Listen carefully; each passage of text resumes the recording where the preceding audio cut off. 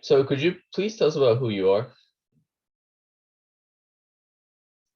Ferrante, and I'm an associate professor of aeronautics and astronautics at the University of Washington in Seattle. And I'm originally from the south of Italy. I was born and grew up in Naples. So that's where I went to school for both all my education up to college, where I got my laurea. It's the equivalent of the bachelor degree in aeronautics and astronautics from the University of Naples, Federico II. And that actually was already the equivalent of a current master degree because of the number of exams that I had to conduct. And it was 5 years of studies. But then I did my master in fluid dynamics at the von Karman Institute in Belgium. And then I did the PhD at UC, University of California, Irvine, and the postdoc also at Caltech in Pasadena, before coming to the University of Washington in Seattle in 2009. Mm-hmm. And I've been teaching here since then. All right. So why did you want to become an aerospace engineer? When I was finishing high school, I, had a natural skill for math and physics. And I was interested in exploring any kind of engineering, as a matter of fact. I was pretty set on doing engineering because of the flexibility in working in industry as well in academia. Then the choice was between mechanical and aerospace engineering.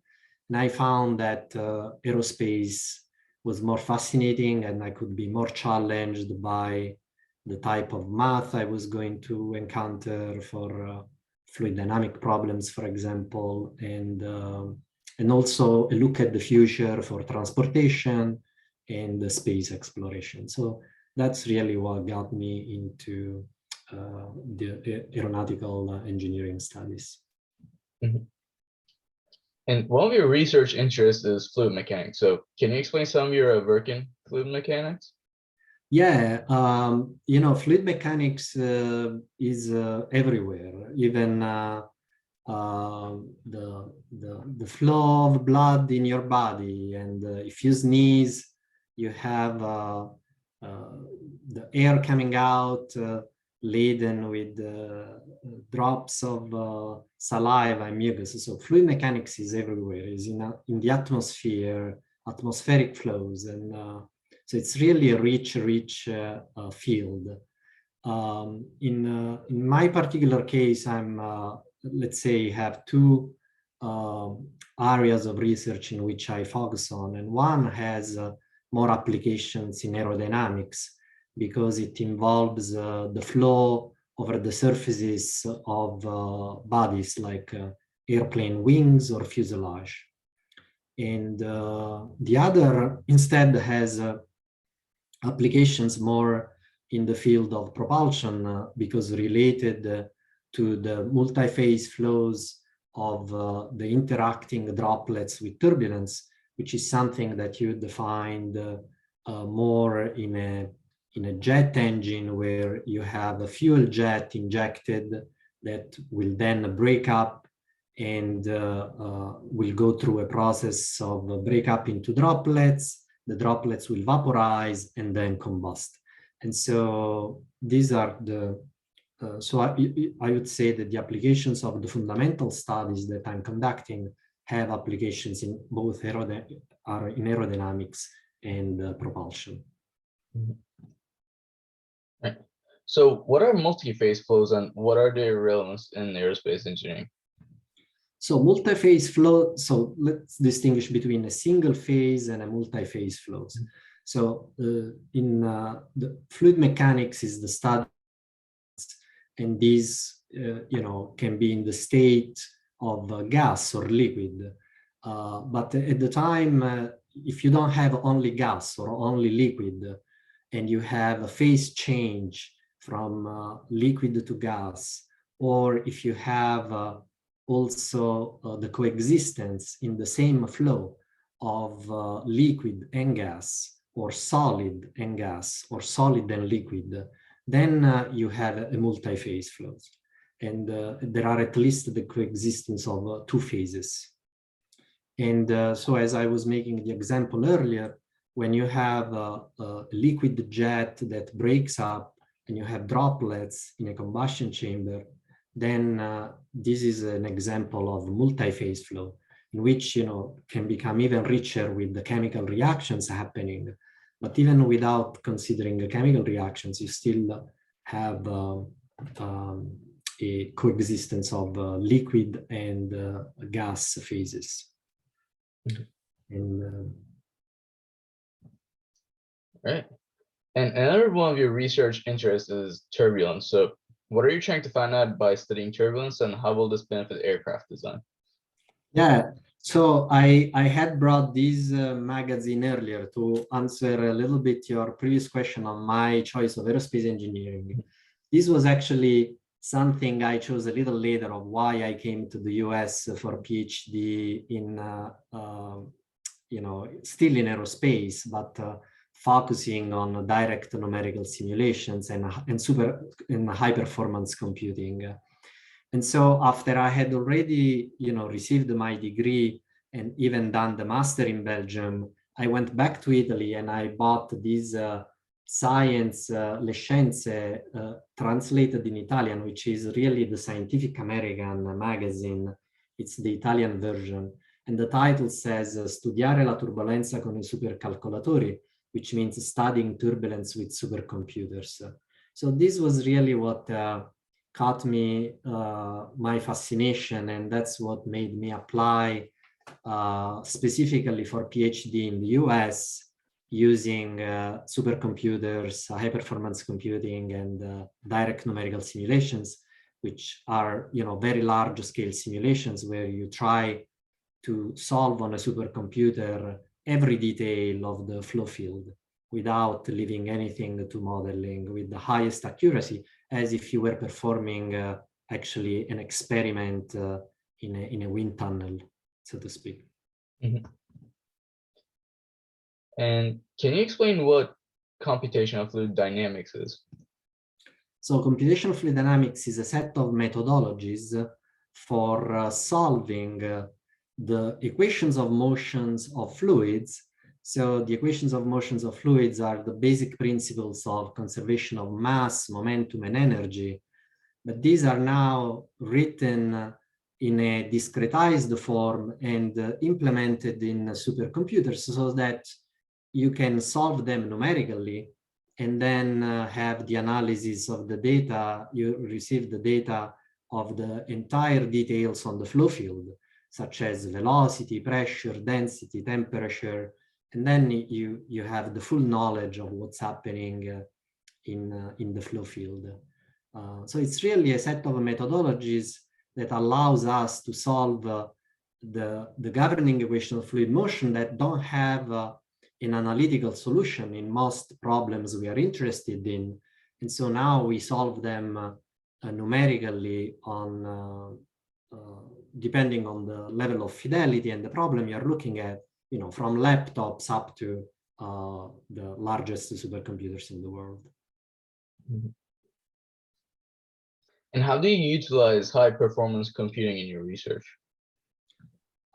So that's I have been involved in high performance computing, you know, since I started my PhD, and basically all my in-house developed codes are developed to run on thousands of cores, even hundreds of thousands of computing cores. And so, you know, a large chunk of my research is just performed exclusively on these supercomputers. And the reason is because there are two bottlenecks in running these large-scale simulation. One is in the need for fast calculations. And so you parallelize the domains so that you can perform the simulation faster because you are using, the power of many computing cores rather than just one. And the other one is really memory, because there is not an infinite memory on a single core, or not even in multi-core. But using multi-core, you can use very, larger memories, because you're taking the memories of all these computing cores. And so really the challenge in what I do is not only how long do you need to wait for a simulation to end, but even can you actually fit the problem, the computing problem, into a computer. And so you need also a lot of memory. So for these problems of multi-phase, involving direct numerical simulation of turbulence, I always use high performance computing for these reasons. So what would you say has been your toughest accomplishment so far in your career? I think becoming an associate professor, being tenured is career-wise is the highest accomplishment. And also receiving the NSF Career Award in 2011. Yeah, scientifically, I'm very proud of a article that I've published a few years ago in the Journal of Fluid Mechanics, which is, considered the top journal in my field. And so I'm very proud of, because of the discoveries that this work has brought to light through my NSF career and also working with the PhD student. The other thing I'm very proud of, and is how well my students do in terms of their own growth and well-being, and enjoy the studies at UW under my supervision, and also how they will continue later on in their careers. It's something I care a lot about and gives me a lot of joy and satisfaction for what I do. And what is a big milestone that you're looking forward to in your research? What is your big? What is a big milestone that you're looking forward to in your research? Yeah, so I always look at new problems that can be very challenging from the computational standpoint, and for which maybe the computational methodologies have not been developed yet. So if you carefully look at some of the work I have done, for example, in droplet-laden flows, the numerical methods were in their infancy, and I advanced the methods to make them feasible for DNS so that I could then understand the physics. So I think, for the future, especially for young people like you coming from high school, and we all have to face the challenge of global warming and climate change. And so I think there is a lot of opportunities for making breakthroughs to help, to make the planet livable for a long time. And how do we reverse these anthropogenic CO2 emissions and reduce carbon emissions to the point where we can bring global temperatures to reduce the growth that we are currently in. So I think in every field of science we can try to have contributions in that area. So I look forward to make contributions in that sense as well. And to high schoolers like me and to younger generations that want to become aerospace engineers, what would your advice be to be successful in this career? I suggest to really follow your passion and develop skills, that are especially in math and physics, and also in programming, because even if you work as an experimentalist or you work in other areas that are not control, that are not fluid mechanics, you will need to have good computational skills for any kind of engineering job that you will be doing. So when I started in the 90s, CFD was developing and maybe in its infancy on some levels, and seeing this picture really inspired me. So look for things that really inspire you and maybe have someone's career as an example for something that you'd like to do your steps towards. Yeah, I invite you to choose carefully the universities where you go, get to meet the faculty members, get to meet the students, so that you can find, look at the curriculum they have, the academic curriculum, so that you can make sure that the classes they offer are a good fit for the things you wish to learn, and yeah, get involved in many things, but really look at the quality of the work that you do more than the quantity. That's my advice. Right, well, thank you for joining me, and thank you for letting me interview you. That was good. Thank you so much, Balamir. It's my pleasure, and I appreciate you doing this for yourself, but also all the other high school students that may want to join departments of aeronautics and astronautics and the field of aerospace engineering. So thank you.